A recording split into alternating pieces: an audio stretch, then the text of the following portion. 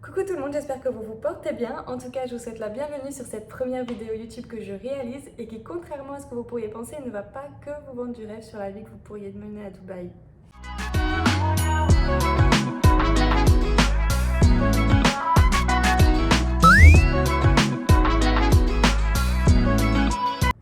Donc cette vidéo aura principalement pour but de vous parler de mon expérience en tant qu'expatriée, mais aussi je vous donnerai quelques astuces qui peuvent vous aider si vous passez par une période difficile telle qu'une expatriation compliquée ou toute autre mauvaise passe tout simplement.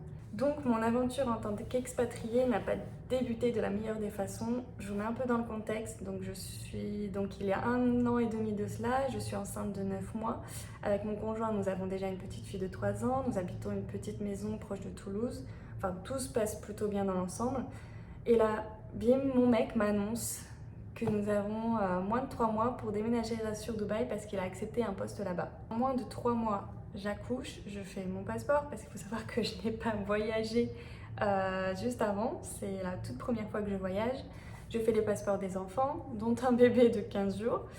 On vend notre maison, nos affaires, nos véhicules, je démissionne et on fête pour la dernière fois Noël et Nouvel An avec nos amis et la famille.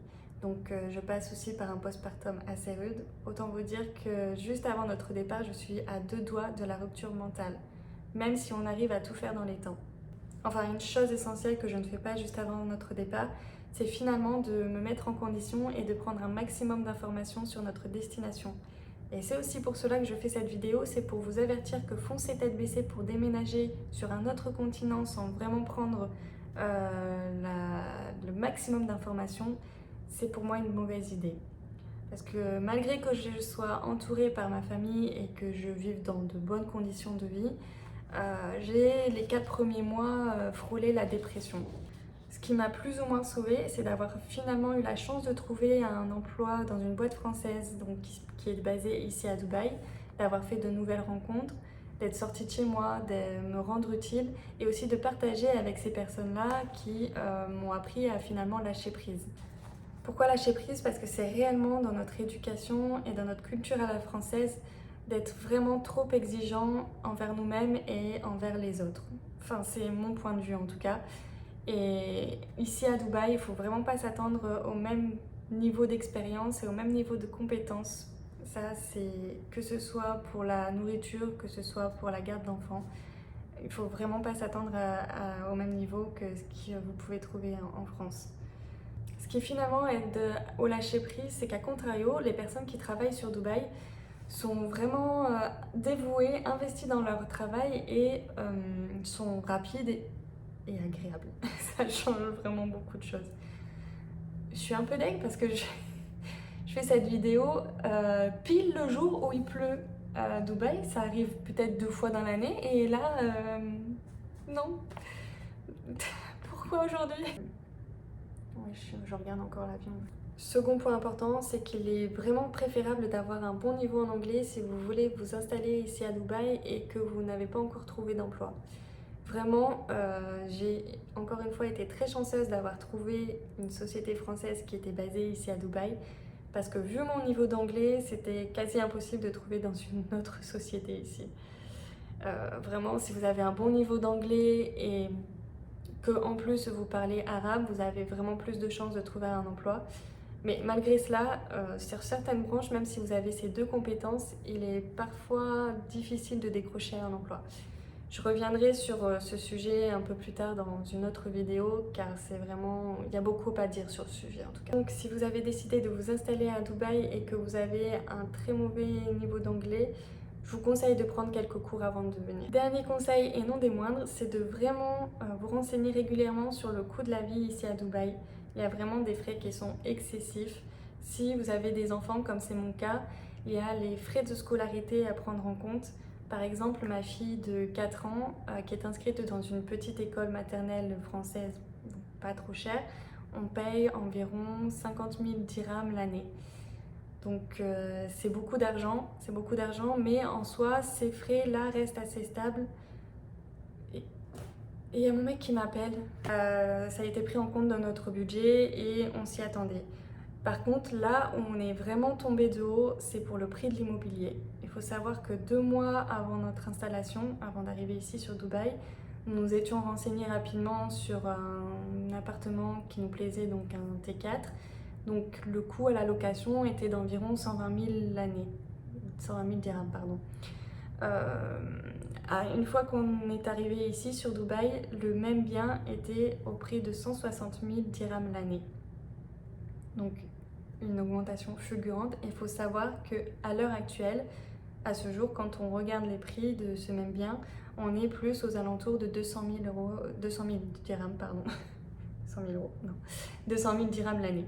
Donc oui, l'augmentation du prix de l'immobilier a été incroyable ces 2 dernières années.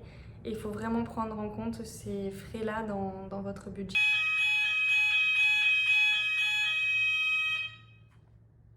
On adore. L'augmentation du prix de l'immobilier a vraiment été fulgurante ces 2 dernières années.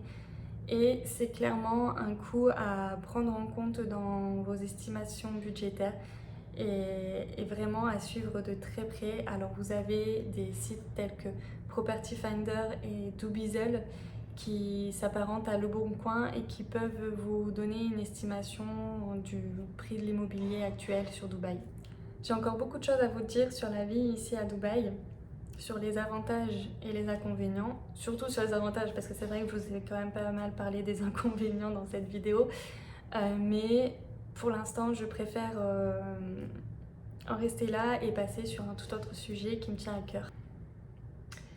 Ok, après le mauvais temps, la fire alert, il y a mon fils qui est en train de faire à manger. Je sais pas ce qu'il fait, il s'amuse avec les casseroles. Bon, soit. En début de vidéo, je vous ai évoqué cette période difficile qu'a pu être mon expatriation. Mais il faut savoir que j'ai aussi vécu une période très compliquée il y a quelques jours de cela. Tellement difficile pour moi d'ailleurs que j'en suis restée clouée au lit pendant une semaine. Alors j'ai mis en place quelques moyens qui m'ont aidé à surmonter cela et d'ailleurs qui m'ont aidé à me sentir mieux plus rapidement que ce que je n'aurais cru. Et si je veux les partager aussi dans cette vidéo qui parle d'expatriation, c'est parce que je sais que la majeure partie des expatriés ont une période de moins bien du fait de la séparation avec la famille, du changement de mode de vie et j'ai besoin en fait de partager ces conseils-là qui m'ont vraiment aidée et qui j'espère aussi vous aideront. Pour pas que cette vidéo dure éternellement, je vais vous parler des 2 moyens les plus efficaces qui m'ont aidé à passer cette période difficile. Donc le premier qui selon moi est évident, c'est de finalement parler, de prendre son téléphone, d'appeler ses amis, de parler de ses problèmes, de leur demander conseil,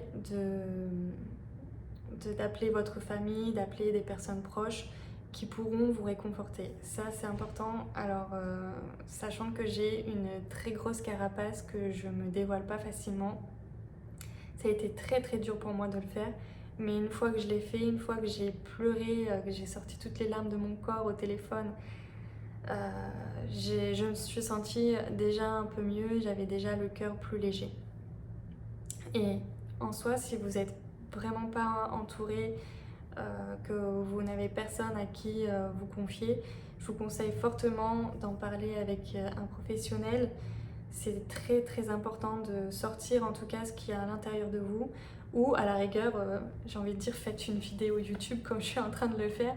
Bon, je sais qu'il y aura que mon mec et mon père qui vont voir cette vidéo, mais ça aura eu son effet. C'est le deuxième moyen, ou je dirais plutôt la deuxième personne qui m'a sauvée, littéralement, ouais, qui m'a sauvée, c'est Colleen Hoover. Alors, vous la connaissez peut-être déjà, c'est une auteure qui écrit essentiellement des new romances et qui est connue pour son best-seller qui s'appelle Jamais plus. Il faut savoir que de base, je ne lis pas de bouquins. Enfin, j'en lis quelques-uns, histoire de passer le temps dans le bus, bon là maintenant dans le taxi. Mais je suis pas fan de bouquins et encore moins de romances. La romance, que ce soit dans les films et les bouquins, c'est vraiment à petite dose.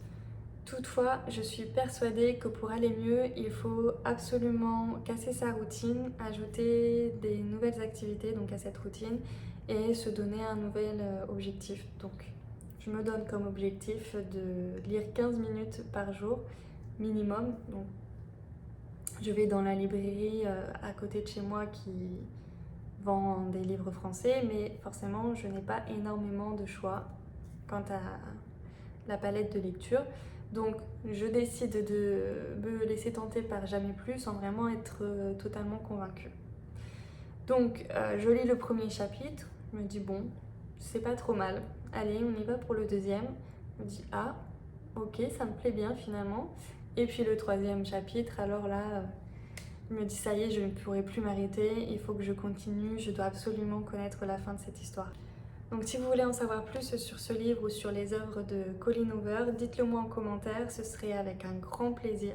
Donc là, c'est pas le sujet de la vidéo, donc je vais pas le faire, mais vraiment, dites-vous que après avoir lu ce bouquin, je suis partie en France et j'ai vraiment rempli ma valise de livres de Colleen Hoover parce que il faut dire elle écrit super bien.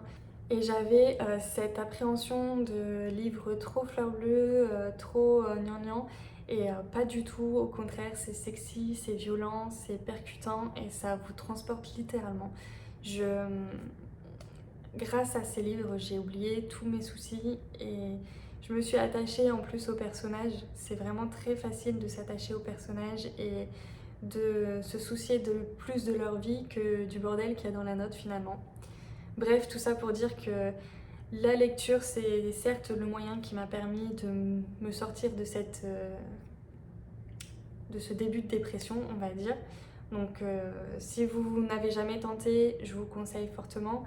Et si ça ne marche pas pour vous, en tout cas, essayez de trouver une nouvelle activité, essayez d'inclure à votre routine quelque chose de nouveau et forcément, ça ira déjà beaucoup mieux.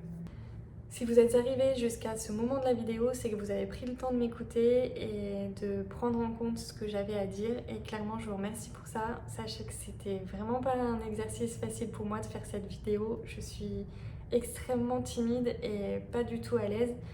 Mais voilà, ça fait du bien de parler, ça fait du bien de partager son expérience et j'espère sincèrement vous avoir aidé. Je vous souhaite vraiment une très bonne journée et une bonne fin de semaine. Gros bisous. Non mais regardez-moi ce temps pourri. C'est quoi ça? Ah bah tiens, un avion qui passe.